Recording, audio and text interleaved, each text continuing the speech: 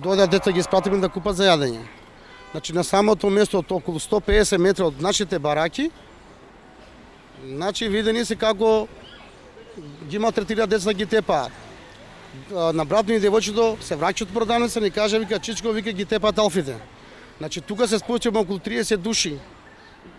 И викаме, што е проблемот, вика, на тој инспектор тамо на алфите, вика, вика, тргни се, немаш пристап, викаме, детето ми е тамо, вика, малолетно ми е. Кој е дете, викам, Армандо.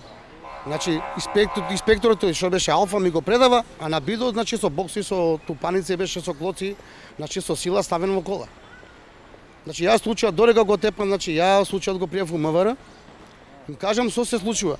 Дека детето без потреба е тепан и малтретиран, дека тепал некоја женска, па некој ранец бил, вика, и така. Значи, бидо депортиран беше во Беко, МВР не извести дека тоа лице се наоѓа таму.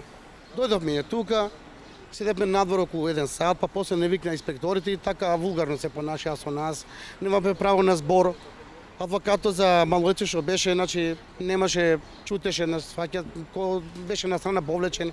Значи имаше доста малтретирање, значи кон децата. Беа околу 6-7 души така, 3 коли беа алфи, имаше и специјални единици со панцири.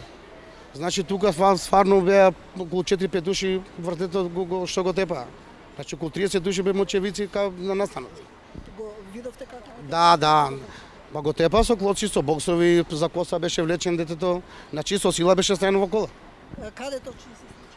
До црквата, значи црквата Свети Спас, значи од 100 метра од нашите бараки. Му кажа признај тачната кадет. Ето му кажа, немам земено. Кога нема земено, како да признај? Ни земено, нема ништо. Како да му признај? Кажа, ќе признаеш? Ќе признаеш, пострав, детето му кажа, добро го зедев јас, а нема земено ништо, пострав. Дали добро тоа?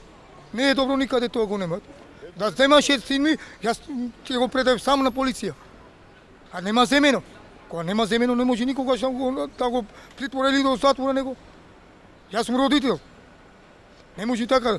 И го носев на болница сега, ми дадени документи сите, многу повредените. Оштетен многу на глава, на кичма, на раци, се ет. И што му правиме? Сега па утре на болница треба да носам. Да ослима главата повторно. Четврток па на контрола.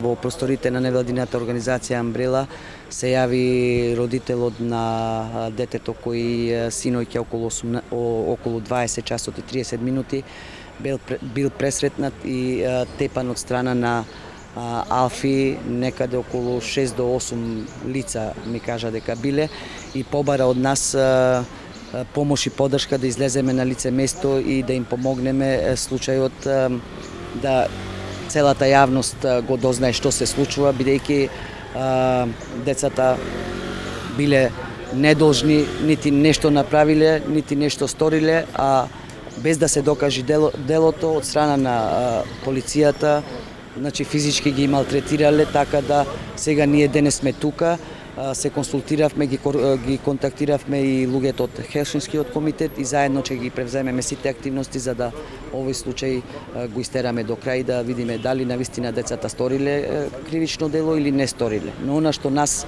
не засега е фактот дека кога се уште не е докажано делото, дали е направено или не, па дури и да е, не треба да се физички малтретираат и децата да се тепаат. Слушнавме сериозни наводи за злоупотреба на службената положба, особено на малтретирање во службата од страна на полицијата, и тоа за жал врз малолетно лице. Од Хелсиншкиот комитет сепак сме на самиот почеток, за случајот има сведоци, има лекарски наводи.